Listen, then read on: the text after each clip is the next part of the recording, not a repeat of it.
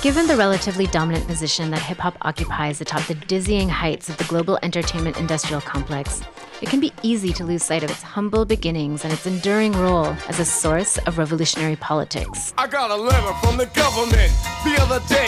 I opened and read it and said they were suckers. I know this for a fact. You don't like how I act. You claim I'm selling crack, but you be doing that. I'd rather say see ya, cause I would never be ya. Be your officer, your wicked overseer. Call me Little Bobby Hutton, cause I'm first to push the button. Rappers don't be saying nothing to the system, we say fuck 'em. Por eso decimos fuck, por eso hacemos hip hop. No nos importa tu placa, tu metralla ni tu glob. Tu mente en shock, fucking police stop. Recuerda que el tiempo pasa y nunca para en el clock. Though it didn't really break out until the late 70s and early 80s, hip-hop's genesis story began in the summer of 1973 in the South Bronx. At the time, New York City's northernmost borough was, by all appearances, a war zone.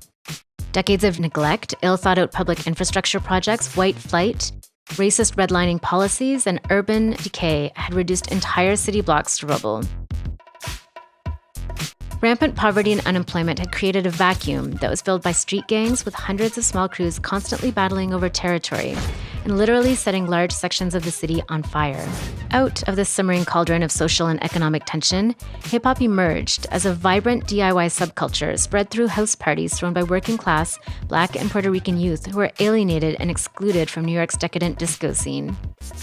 A catalyzing moment of the emerging hip-hop scene was the formation of the Universal Zulu Nation on November 12, 1973.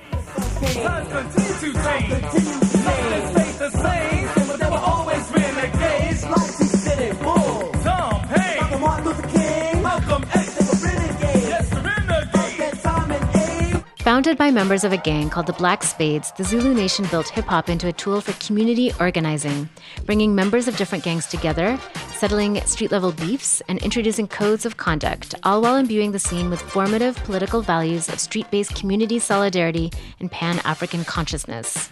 The Zulu Nation is credited with constructing the foundation of hip-hop culture, forged around 5 core elements: MCs, DJs, graffiti, B-boys and B-girls, and the 5th element, street knowledge. But then I got wise, and I began to listen to the whack teachers in the whack system. My mother put me in ways to shoot, which means black school in Swahili. And there is where I learned black history and how to be the best that I can be.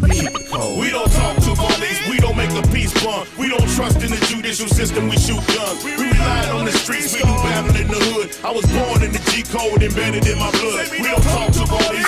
In the decades that have followed, hip-hop has been transformed into a global phenomenon and a multi-billion-dollar industry in its own right. But the 5 foundational elements have survived and adapted over the years, providing a sustained authenticity that has allowed radical artists to continue to innovate, carve out space, and even fight back against the industry's overall creep towards commercialization. Over the next 30 minutes, we will explore hip-hop as a potent and persistent source of revolutionary culture, rooted in the oppression, exploitation, and criminalization faced by youth, and particularly poor youth of color. Along the way, we'll speak with a number of grassroots artists who are continuing to spit truth to power, all while organizing their communities, tearing up stages, and making a whole lot of trouble. 1 for the revolution, 2 for the flow. If the break boys are dancing, you should probably go. If the MCs and DJs be rocking to 4, and the graph writers getting up, you already know. And yo, 1 for the revolution, 2 for the flow.